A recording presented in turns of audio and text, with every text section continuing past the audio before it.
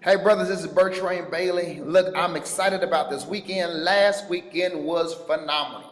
The conversations we had as men on last weekend, as we go on through the 12, on how Jesus took 12 ordinary men and turned the world upside down. The dialogue we had on how men want to be with real men.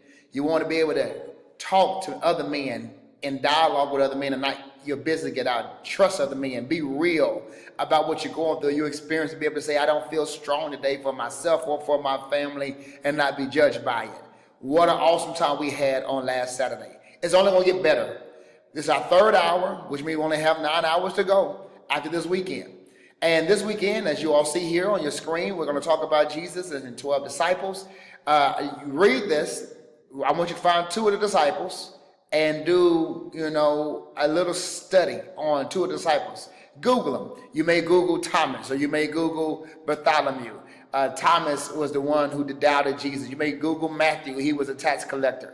And you can find out, some interesting facts you want to share with the group on this coming Saturday. That's it. Next thing, and none of that, because we did with real stuff, now I'm going to tell you this, we're going to talk about also this guy here named R. Kelly.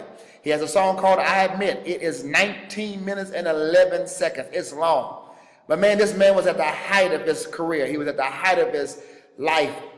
He had the cars, the women, the clothes, the money. He had it all, and he lost it all. We got to talk about it. How did he lose it all? What did he go wrong? And how can you and I avoid going where he went down? Listen, if no one's ever told you this, let me tell you, it's hard being a man. A woman has never put on our shoes, on our pants. A woman has no clue on how difficult it is to be a man. The pressure that we have. Listen, this coming week, we're going to continue to encourage one another. We're going to get through this. I thank you all. Also, I'm going to need some of you all set with communion. So put on black. I see this coming weekend. God bless.